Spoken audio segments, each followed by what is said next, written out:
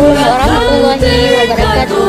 Perkenalkan, nama saya Zarina, calon guru penggerak angkatan 10 PDD SD Negeri 12 Jangka, Kecamatan Jangka, Kabupaten Gilir. Pada kesempatan ini, saya akan membuat aksi nyata modul 1.4 penerapan budaya positif. Sebelum saya melakukan aksi nyata, terlebih dahulu saya meminta izin dan berdiskusi dengan kepala sekolah mengenai aksi nyata yang akan saya lakukan. Selanjutnya, saya melakukan sosialisasi tentang pentingnya penerapan budaya positif di sekolah. Mari kita saksikan.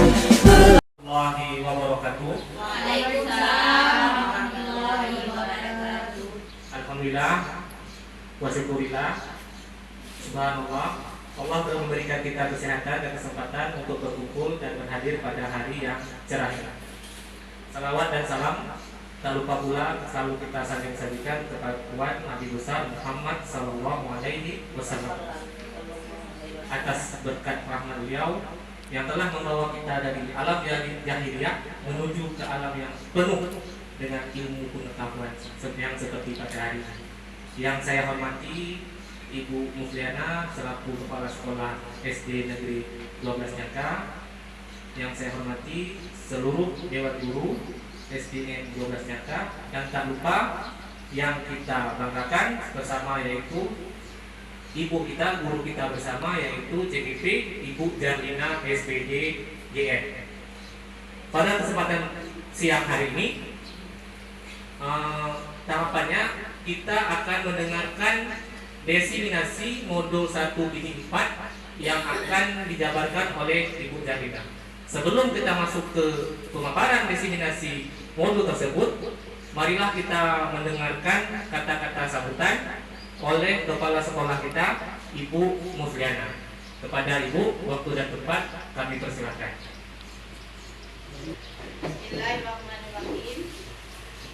Assalamualaikum warahmatullahi wabarakatuh. Waalaikumsalam.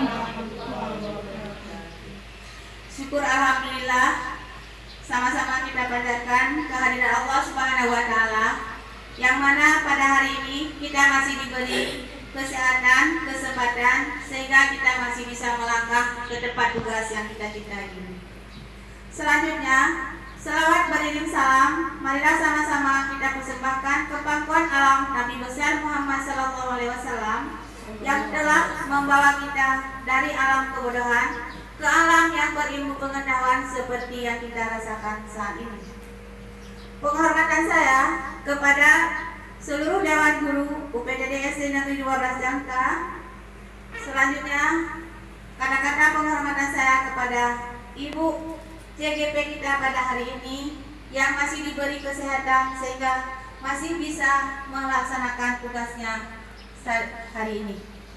Nah, pada hari ini kita membantu ibu kita ini supaya dia dalam menjalankan pendidikan guru penggeraknya bisa sukses seperti yang kita harapkan. Walaupun kita merepotkan demi membangun sekolah kita tidak merasa untuk direpotkan. Alhamdulillah, dengan adanya Ibu Zarlina berkecimpung di dalam guru penggeraknya, berarti sekolah kita ke depannya akan bergerak juga dan lebih maju dari sekarang. Alhamdulillah, kita mengucapkan dengan kegiatan beliau ini, kita juga akan terbimbing ke depannya dan lebih maju untuk mendidik anak-anak kita ini supaya lebih ke depan, dan akhlak mereka pun akan kita perbaiki dengan adanya bimbingan dari Ibu Zarlina ini. Nah, untuk mempersingkat waktu, hanya inilah yang dapat saya sampaikan pada hari ini. Semoga kegiatan Ibu Zarlina ini bisa berjalan dengan aman dan bisa tercapai apa yang beliau harapkan. Saya akhiri, hadanallahu wa iyyakum ajmain. Assalamualaikum warahmatullahi wabarakatuh.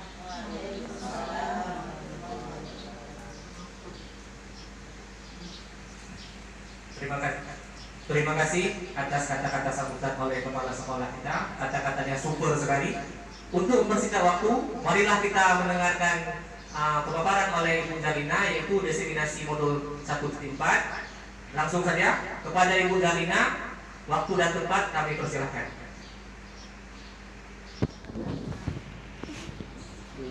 Assalamualaikum warahmatullahi wabarakatuh. Masih semangat Bapak Ibu? Semangat. Tapi nampaknya masih lelah. Boleh kita es dikit? Boleh. Kita tepuk semangat aja ya.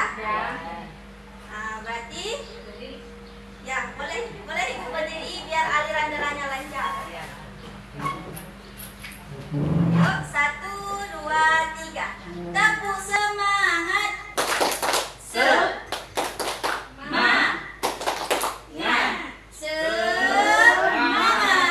Luar biasa. Terima kasih Bapak Ibu. Boleh kita kembali. Nah, hari ini saya akan mendefinisikan modul 1.4, yaitu tentang penyebaran, pemahaman, dan penerapan pengalaman budaya positif yang saya dapatkan pada guru penggerak. Jadi sebelumnya saya mohon maaf, mungkin ibu-ibu merasa repot karena dengan keadaan saya menuntut saya untuk membuat video ini. Jadi sekali lagi saya mohon maaf.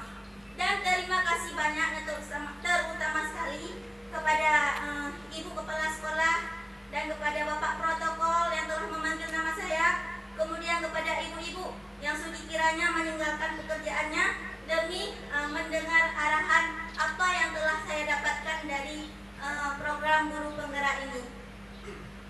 Jadi langsung saja ya. Nah, yang pertama tujuan pendidikan.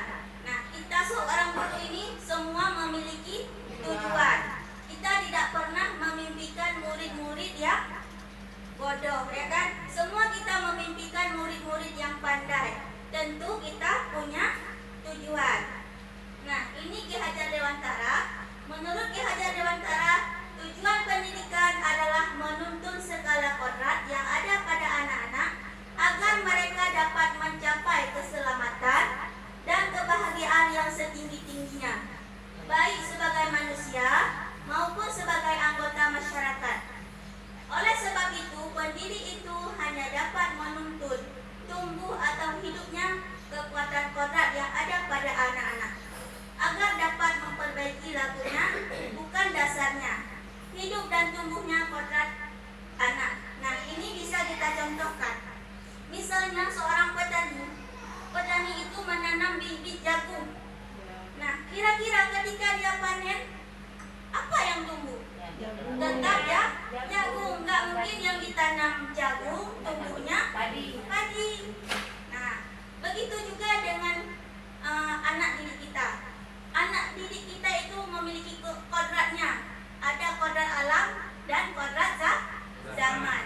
Nah, kalau kodrat alam, inilah kita yang merubahnya, kita yang mengajarinya. Tapi ketika kita mengajari anak itu belum bisa, jangan salahkan diri kita sendiri. Kita tinjau dulu apa anak tersebut, bagaimana kodrat anak tersebut. Mungkin kodrat dari zamannya itu seperti apa. Nah, jangan kita menyalahkan langsung diri kita sendiri. Boleh kita tinjau dulu ke rumahnya. Nah, begitu ya Bapak Ibu.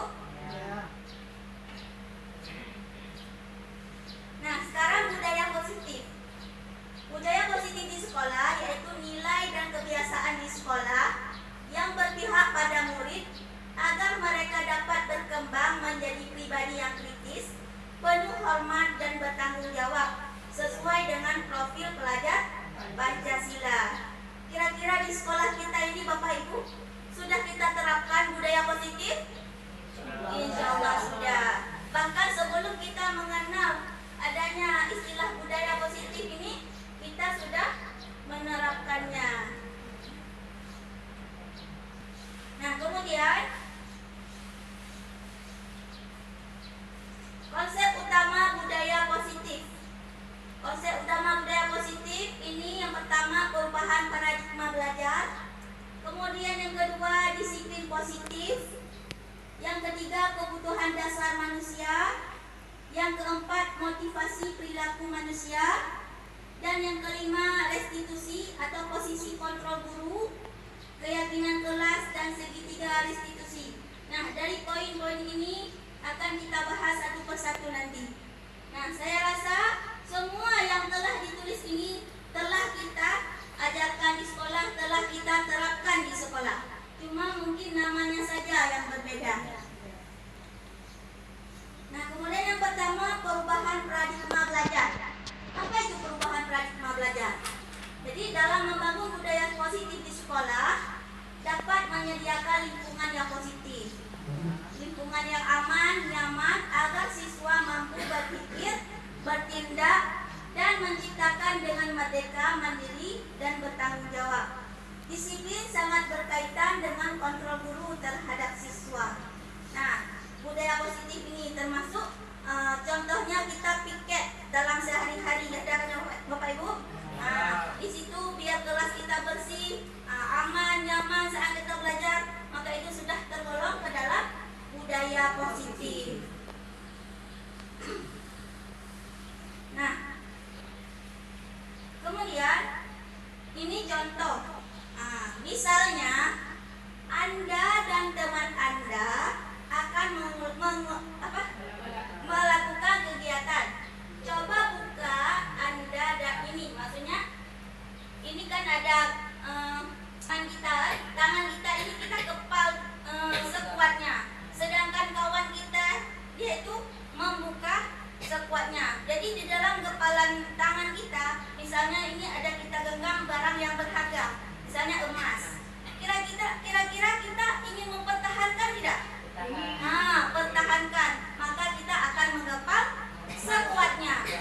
Sedangkan teman kita, dia tetap ingin mendapatkannya, sekuat tenaga dia ingin membuka kepala tangan kita, baik secara kasar, baik secara baik cara dia merayu, menghardik, itu terserahnya. Pokoknya tugas dia itu membuka kepala tangan kita. Nah, kira-kira di sini Bapak Ibu, seandainya posisi Bapak Ibu di A, Bapak Ibu menyimpan benda berharga di kepala, bagaimana tanggapan Bapak Ibu? Iya, mempertahankan barang yang berharga untuk diri kita. Nah, perubahan paradigma belajar, perubahan paradigma teori kontrol, ilusi kontrol ini oleh Dr. William Glasser. Ini yang pertama, ilusi guru mengontrol murid. Yang kedua, ilusi bahwa semua penguatan positif efektif dan bermanfaat. Yang ketiga, ilusi bahwa kritik dan membuat orang lain merasa bersalah dapat menguatkan karakter. Kemudian ilusi bahwa orang dewasa memiliki hak untuk memaksa. Ini pikiran kita. Kemudian disiplin positif. Nah, apa makna disiplin? Seringkali kita menyebutkan disiplin. Nah, tolong disiplin. Selalu kita menyebutkan kata disiplin. Nah, kira-kira apa ya itu disiplin? Patuh pada peraturan. Ada lagi yang lain?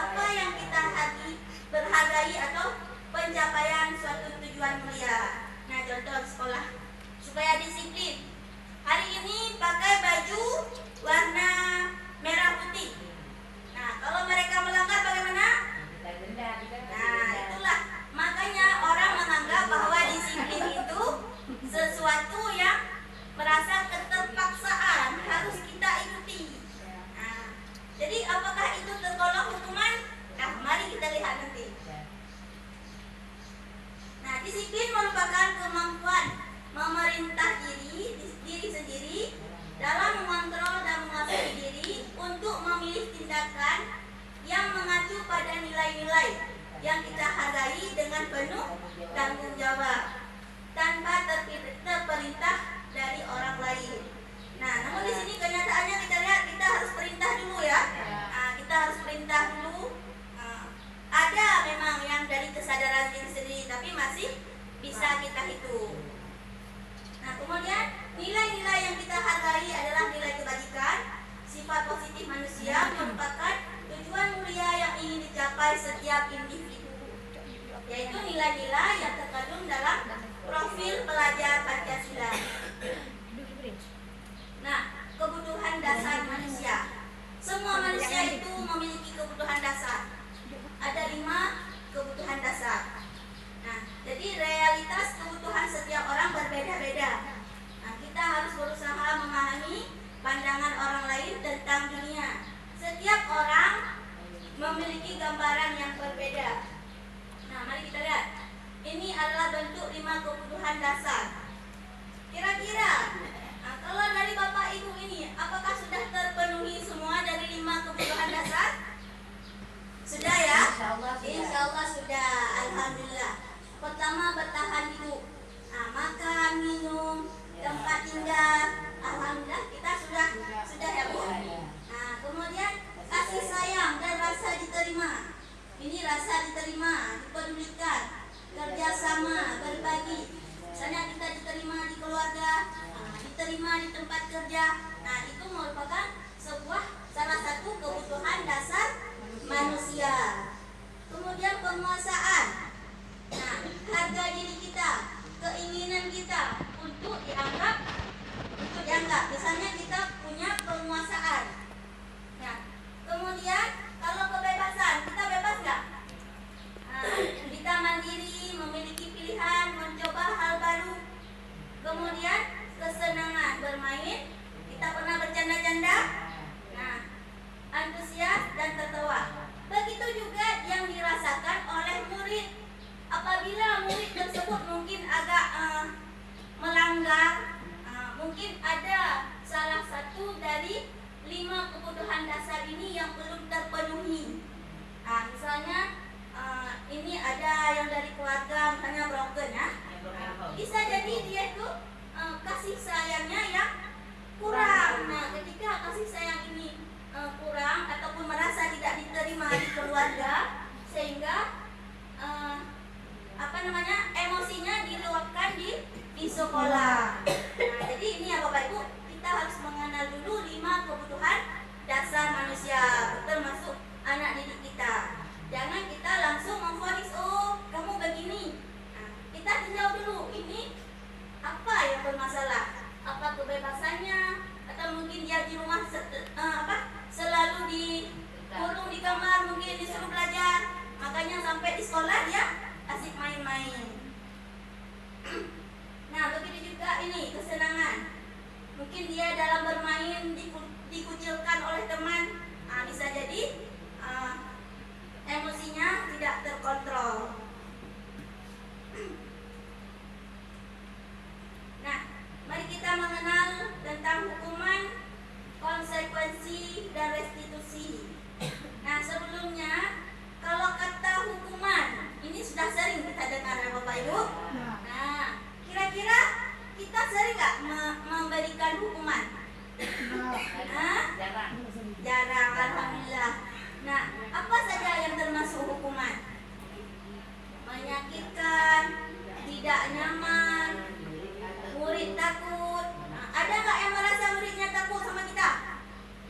Ada juga. Kemudian kita memaksa, ini tulis 1 halaman. Kalau tidak tulis, nggak ada penilai. Ataupun kalau tidak tulis, nggak boleh pulang. Nah, jujur saya sendiri tidak pernah menerapkan posisi guru kontrolnya hukuman. Ada. Kita ini manusia, semua pernah berbuat salah. Kita jujur aja Bu. Nah, saya lihat Bu. Nah, kemudian kita lihat lagi penghargaan. Nah, ini yang sering kita lakukan. Kita sering memberi penghargaan kepada anak didik kita. Padahal kalau kita lihat dari penghargaan ini ada efeknya. Efeknya kemana? Kepada si anak yang belum mendapat penghargaan. Nah, dari sini penghargaan itu tidak efektif, kemudian merusak hubungan ataupun sifat iri. Oh, dia dapat, saya nggak dapat, maka menyebabkan sifat iri. Kemudian mematikan kreativitas. Nah, ini dia ingin berjuang hanya ingin dapat piala.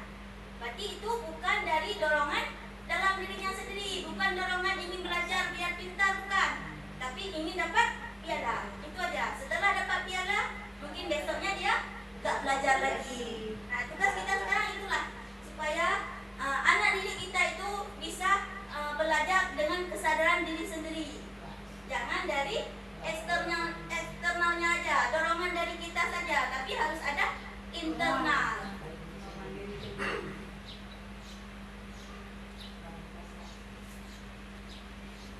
Nah, kemudian konsep disiplin restitusi. Apakah itu restitusi? Nah, saya pernah dengar kata restitusi sejak ikut modul di 1 di 4. Dulu pernah juga, cuma kita nggak tahu namanya. Pernah melakukan tapi kita tidak tahu namanya.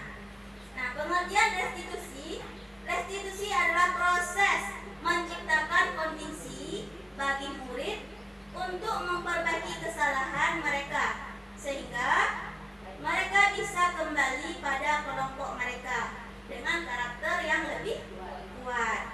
Nah, ini ciri-cirinya. Bukan menembus kesalahan, namun belajar dari kesalahan. Misalnya anak didik kita ini melakukan kesalahan, jadi kita yakinkan anak tersebut. Misalnya di dalam kelas ini ada kita buat keyakinan, misalnya nggak boleh ejek-ejek teman. Jadi kalau ada anak yang berbuat salah, kita tanya dulu tentang keyakinan kelasnya, apa dia masih ingat atau memang dia sudah lupa sehingga dia mengejek-ngejek teman. Jadi dari keyakinan kelas tersebut kita buat supaya anak ini merasa bersalah sehingga dia diterima lagi oleh kawannya, mereka bisa minta maaf.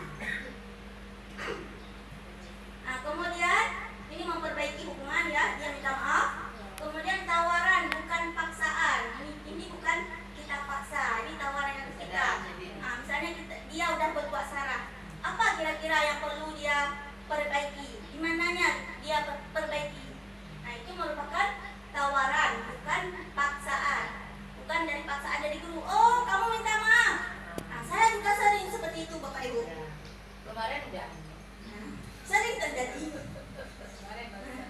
Kemudian menuntun untuk melihat ke dalam diri, mencari kebutuhan dasar yang mendasari tindakan, fokus pada karakter, bukan tindakan, menguatkan dan fokus pada solusi. Nanti kita lihat videonya ya, Bu. Ini kita lihat dulu perbedaan. Nah, di mana sih perbedaannya antara hukuman, konsekuensi, restitusi? Apa bedanya? Sepertinya ini beda-beda tipisnya aja, beda-beda tipis. Nah, kalau hukuman, guru menghukum siswa tersebut hormat bendera selama 10 menit. Ini contoh. Nah, kemudian guru marah dan murid menjadi takut. Ini merupakan contoh dari hukuman. Kalau konsekuensi, guru memberikan konsekuensi untuk mengerjakan PR-nya saat istirahat atau dikerjakan sebanyak 3 kali lipat. Kemudian guru tegas dan siswa menghormati peraturan.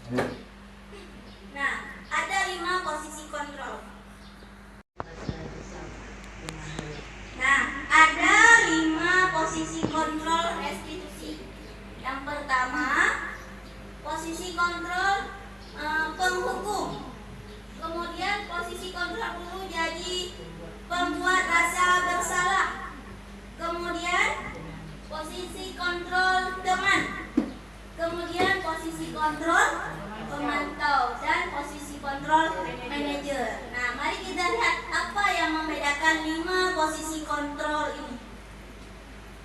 Nah, sebelum kita lihat ini dulu. Nah, penghukum itu seorang penghukum bisa menggunakan hukuman fisik maupun verbal. Kemudian pembuat merasa bersalah pada posisi ini biasanya guru akan bersuara lebih lembut. Kemudian posisi kontrol teman. Guru pada posisi ini tidak akan menyakiti murid, namun akan tetap berupaya mengontrol murid melalui persuasi, melalui keadaannya. Nah, kemudian yang keempat, posisi kontrol guru, monitor atau pemantau. Nah, memonitor berarti mengawasi dari jauh. Kemudian manajer. Nah, posisi manajer ini adalah posisi yang kita impikan. Bagaimanakah posisi kontrol manajer? Posisi di mana guru berbuat sesuatu bersama dengan murid, mempersilakan murid, mempertanggungjawabkan perilakunya, mendukung murid agar dapat menemukan solusi atas permasalahannya. Seperti yang tadi kita menanyakan keyakinan kelasnya. Nah, ini Bapak Ibu contoh 5 posisi kontrol pada guru.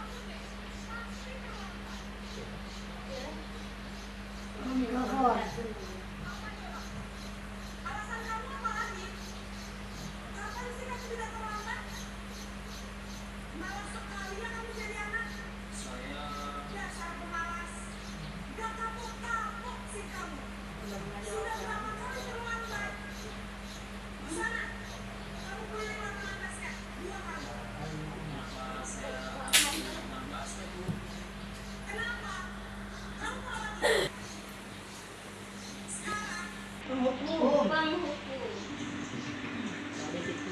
ini posisi membuat merasa bersalah. Apa sih bedanya?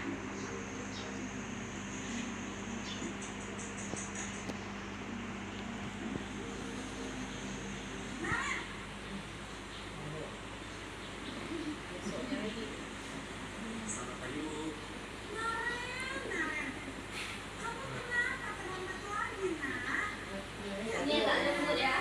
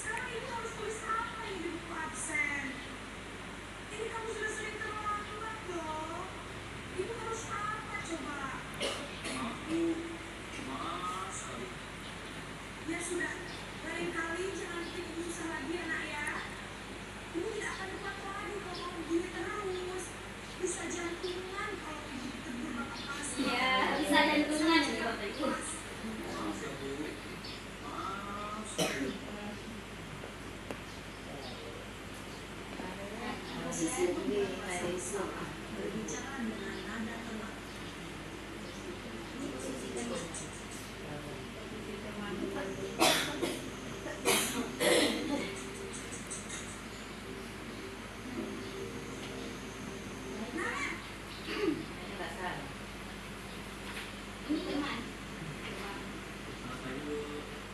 Wah,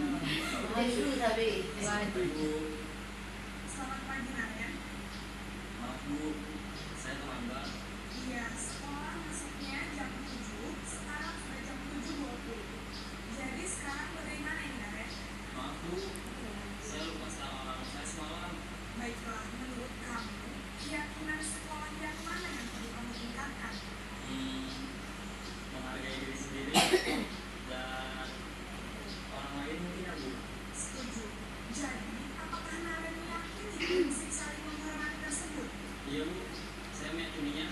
Apakah kalian bersedia memperbaiki masalah keterlambatan ini? Bersedia Bu. Bagaimana kamu akan memperbaiki masalah keterlambatan ini? Saya akan coba untuk tidak lupa menyetel alarm saya. Baik, kalau kalian menyetel alarm di rumah, ada orang yang kira-kira bisa bantu mengingatkan tidak? Ada Bu, kakak saya, Kak Emma. Ada lagi selain Kak Emma? Selain Kak Emma, ada ibu saya. Baik, jadi yang mengingatkan Naren adalah Kak Emma dan ibu kamu ya. Kira-kira akan mulai set alarm kapan nih Naren? Setelah pulang sekolah, akan segera saya lakukan. Baik, jadi Naren akan setel alarm untuk bangun besok pagi dan akan diingatkan oleh kakak dan ibunda Naren ya. Ada lagi yang perlu dilakukan Naren? Agar tidak terlambat bangun lagi. Tidak ada Bu. Baik Naren, terima kasih untuk kerjasama kamu. Sekarang kamu perlu kembali ke kelas untuk belajar. Baik Bu, terima kasih. Nah, inilah 5 posisi kontrol guru. Kira-kira setelah kita melihat video ini, kira-kira kita berada di posisi kontrol nomor berapa Bapak Ibu? Hah? Semua ada menurut keadaan. Kadang kita jadi penghukum, kadang jadi pembuat merasa bersalah, ada juga menjadi teman. Kemudian dari sekian banyak posisi kontrol, 5 posisi, kira-kira posisi yang paling cantik ataupun yang paling bagus, posisi yang mana Bapak Ibu? Manajer. Manajer. Semoga dengan kita mengetahuinya, ke depan kita bisa menerapkan menjadi posisi kontrol manajer. Nah, kita sama-sama ya Bapak Ibu. Kemudian contoh penerapan posisi 5 kontrol. Kemudian yang pertama tadi kasus siswa yang tertidur di dalam kelas. Nah, kemudian kalau penghukum, patuhi di dalam kelas dan berdiri di depan kelas, tidak boleh tidur lagi. Ini kasusnya siswa tidur di dalam kelas. Nah, ini kalau kita posisi penghukum, kita sering menyuruh dia berdiri di depan kelas, kemudian tidak boleh duduk. Kemudian kalau posisi pembuat rasa bersalah, berapa kali Bu Guru harus memberitahu kamu? Bu Guru kecewa sama kamu, berarti kita membuat dia itu merasa bersalah. Gara-gara dia, kita menjadi kecewa. Kemudian yang ketiga, posisi teman. Ayolah nak, jangan tidur lagi di dalam kelas ya. Buat ibu bangga. Kali ini ibu maafkan dan besok tidak boleh diulangi lagi. Mungkin ini sering kita buat. Misalnya hari ini dia tidur, kita usahakan supaya besoknya jangan tidur lagi. Maka ini merupakan posisi kontrol teman. Kemudian yang keempat, posisi kontrol pemantau. Kamu sudah melanggar, apa peraturannya dan konsekuensinya? Kita tanya sama dia, peraturannya apa, konsekuensinya apa. Itu merupakan posisi kontrol guru pemantau. Dan yang terakhir, posisi manajer. Apakah kamu tahu kesalahanmu? Kira-kira bagaimana kamu akan memperbaiki kesalahan ini? Dia itu bisa menjawab dengan kesalahan dirinya. Dari kesalahan tersebut dia bisa memperbaiki kelakuannya. Nah, kemudian yang nomor 6, keyakinan kelas. Nah, di setiap kelas ini kita pernah membuat keyakinan kelas. Mungkin bisa jadi kita buat kalau dulunya tata tertib ataupun peraturan. Nah, ini nama lainnya ada keyakinan kelas. Nah, keyakinan kelas ini sering kita tanya sama anak didik kita. Kira-kira apa keyakinan kelas kita? Oh, gak boleh pukul-pukul teman, Bu. Kita tulis baik di papan, baik di kertas, kita tempel, kita tulis. Pokoknya mereka tahu, oh di dalam kelas ini gak boleh pukul-pukul, gak boleh ejek-ejek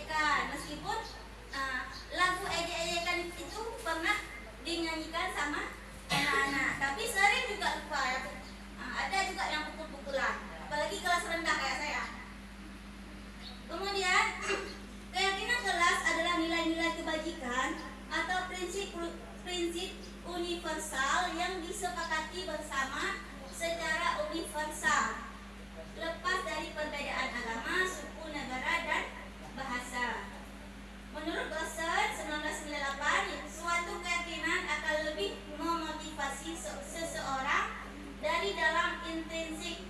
Seseorang akan lebih bersemangat untuk menjalankan keyakinannya daripada hanya sekedar mengikuti peraturan. Nah, misalnya seperti anak yang berbuat salah, ia lebih ingin merubahnya jika keyakinannya sudah ada. Tapi kalau misalnya keyakinannya tidak ada, kita yang membuat peraturan, bisa jadi besoknya dia mengulanginya lagi. Nah, kemudian ini ada diagram. Ini yang pertama, ini peraturan kelas. Di luarnya menjadi keyakinan kelas. Kemudian di luarnya lagi jadi lingkungan positif dan budaya positif. Jadi ini berasal dari peraturan kelas. Ini yang dulu lebih kecil, kemudian berubah ke keyakinan, lingkungan positif, dan budaya positif. Nah, peraturan. Apa contoh peraturan? Misalnya di sini, selalu kembalikan buku ke tempatnya. Ini merupakan peraturan. Nah, dari peraturan ini bisa kita perindah, bisa kita percantik tulisannya menjadi keyakinan kelas yang bisa menanamkan nilai kebajikan, yaitu tanggung jawab. Jadi tanggung jawab si anak ini terhadap bukunya. Bukunya itu harus diletakkan di tempat pada tempatnya, nggak boleh diserahkan. Nah, ini merupakan keyakinan kelas tanggung jawab. Kira-kira tanggung jawab itu baik nggak, Bu? Baik. Dilarang mengganggu orang lain. Nah, dari kata dilarang ini kita rubah menjadi keyakinan kelas menjadi menghormati orang lain dan diri sendiri. Nah, jadi ini kata-katanya lebih indah. Kemudian hadir di sekolah 15 menit sebelum pembelajaran dimulai. Nah, ini namanya menghormati orang lain, komitmen pada tujuan ataupun berkomitmen. Misalnya kita datang 15 menit sebelum pelajaran, itu harus datang, tapi kita buat keyakinan kelasnya menghormati orang lain atau komitmen pada tujuan. Kemudian dilarang melakukan kekerasan. Ini bisa kita buat menjadi keyakinannya keselamatan. Berarti ini kata positifnya, menghormati orang lain. Nah, kemudian dilarang menggunakan narkoba. Ini tergolong kemana? Kesehatan. Nah, kita harus menjaga kesehatan. Kemudian bergantian atau menunggu giliran. Ini menghormati orang lain atau kesabaran, melatih kesabaran, jangan rebut-rebutan. Kemudian kalau dulu waktu Covid gunakan masker. Ini gunakan masker dulu untuk apa? Untuk kesehatan atau keselamatan dari COVID-19.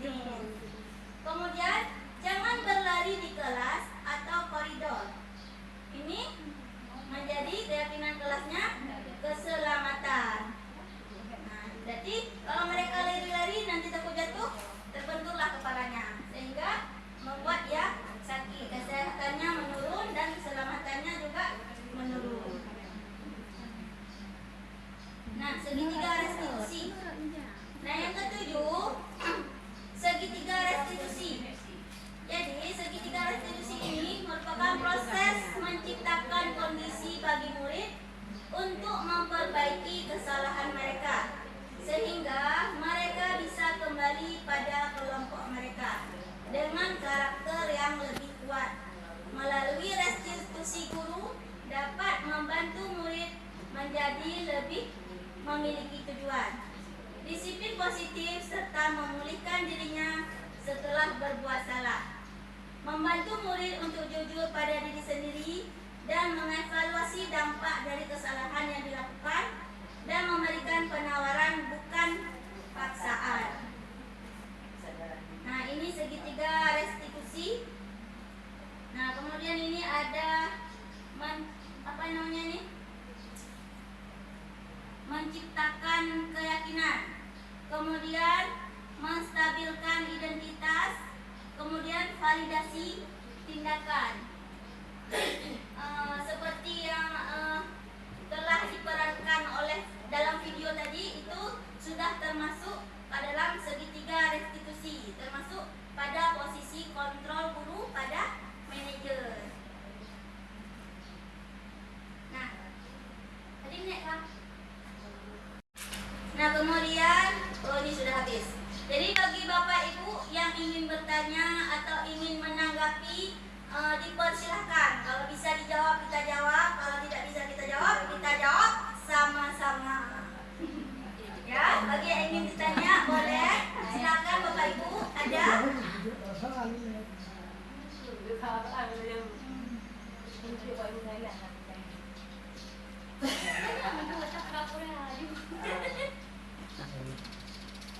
Bagaimana Bapak? Ada pertanyaan?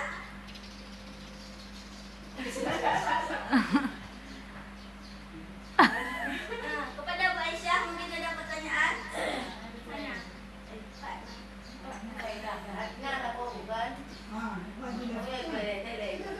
Oh, nampak. Yang ingin saya tanya Coba tentang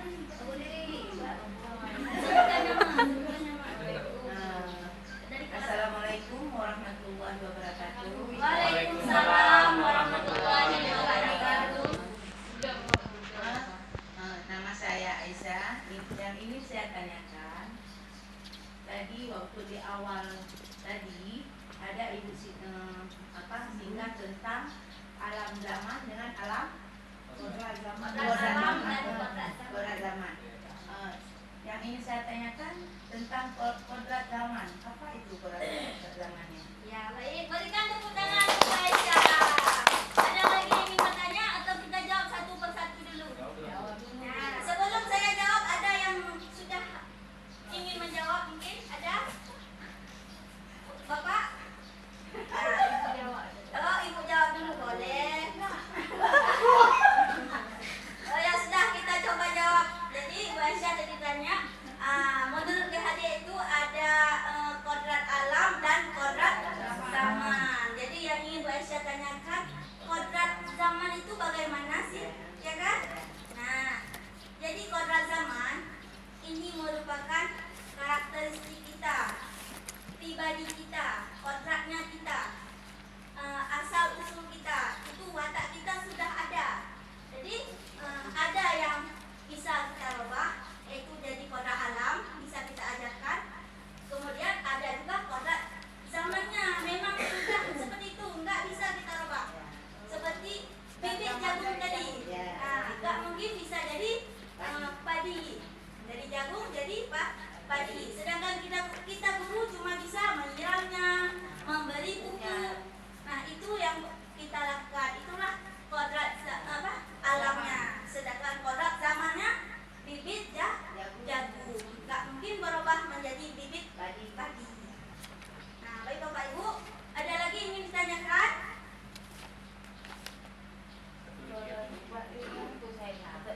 Usailah ya.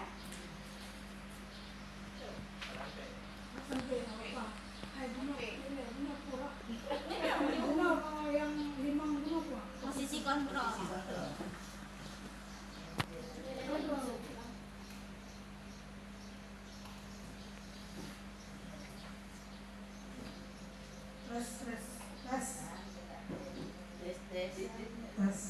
Assalamualaikum warahmatullahi wabarakatuh. Waalaikumsalam warahmatullahi wabarakatuh.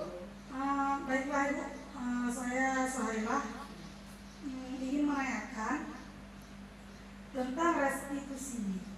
Jadi tadi kan ada posisi kontrolnya ya. Kan ada lima posisi kontrol.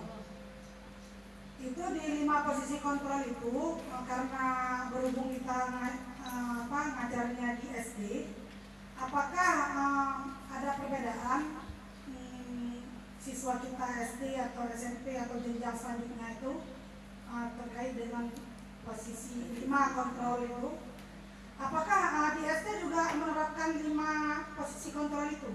Karena nanti kan ada pembuat rasa bersalah. Nah, itu pertanyaan pertama. Jadi apakah posisi kontrol itu sama diterapkannya untuk semua jenjang? Itu karena pertanyaan kedua, menurut saya pribadi, karena kalau di SD itu kan masih anak-anak ya Bu. Nanti ada posisi kontrolnya yang kedua, itu membuat rasa bersalah.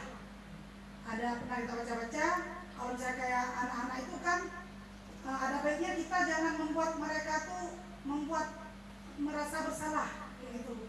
Nah, itu yang ingin saya tanyakan. Terima kasih. Baik, terima kasih kita ucapkan kepada Bu Syaila. Mana tepuk tangannya? Nah, bagus sekali pertanyaannya. Ada yang ingin menjawab? Nah, kira-kira dari 5 posisi kontrol yang telah kita pelajari tadi, apakah cocok kita jalankan di SD atau cuma di SMP atau di SMA? Iya. Nah, jadi sebenarnya ini 5 posisi kontrol kita sebagai manusia nggak mungkin mampu menerapkan kelima posisi tersebut. Kita terapkan menurut situasi dan kondisinya. Nggak semuanya kita harus lembut. Nah, mungkin anak itu bawa galak ke sekolah kan nggak mungkin kita terapkan dengan posisi kontrol lemah lembut. Nah, ada trik-triknya masing-masing. Jadi kelima posisi kontrol ini nggak mesti diterapkan di SD, di SMP atau di SMA saja, bahkan di mana saja. Jadi mana yang cocok itu kita jalankan. Apa kita cocok 2 posisi, misalnya teman dengan manajer ataupun teman dengan pembuat merasa bersalah, boleh. Nggak mesti satu lemah lembut. Nah, ada trik-triknya masing-masing. Jadi kelima posisi kontrol ini nggak mesti diterapkan di SD, di SMP atau di SMA saja, bahkan di mana saja. Jadi mana yang cocok itu kita jalankan. Apa kita cocok 2 posisi, misalnya teman dengan manajer ataupun teman dengan pembuat merasa bersalah, boleh. Nggak mesti satu posisi, tergantung situasinya. Kemudian yang soal satu lagi, apa tadi ya? Itulah posisi merasa bersalah. Misalnya kita terapkan di SD, karena kan menurut kita baca-baca kan nggak bagus membuat anak itu merasa bersalah, kan karena mereka belum bisa memvalidasi perasaannya. Kalau yang jenjang SMP oke lah, untuk udah kelas tinggi. Ya, berarti kalau kita di SD ini kalau memang kelas 1 atau kelas 2. Ya, kalau untuk membuat merasa bersalah, saya rasa emang kalau di SD kurang cocok. Nanti anaknya minder, besoknya nggak mau pergi sekolah, ya kan? Mereka kalau di SD, kalau yang di kelas rendah, bahkan mereka ingin terlihat kita itu lemah lembut, kasih sayang. Jadi kita boleh memilih posisi kontrol yang lebih cocok ke arah yang lemah lembut itu. Sedangkan posisi kontrol merasa bersalah, ini cocoknya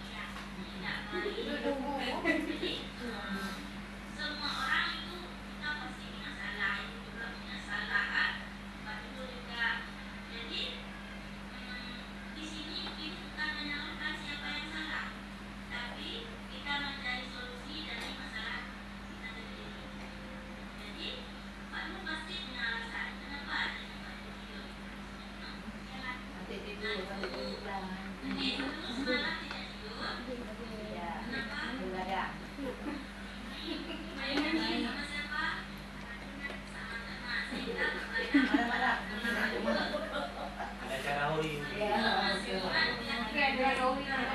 Kita menanyakan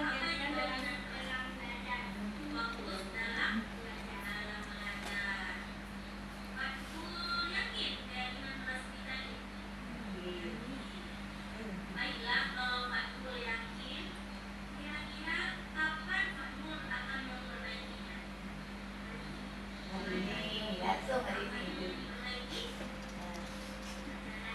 Kesalahan ini nanti waktu malam jangan lagi Begadang. atau bergadang, sehingga besoknya tidak dilakukan. Kalau Pak Nur sudah yakin, nanti mulai hari ini Pak Nur akan menjalankan keyakinan sholat itu apa?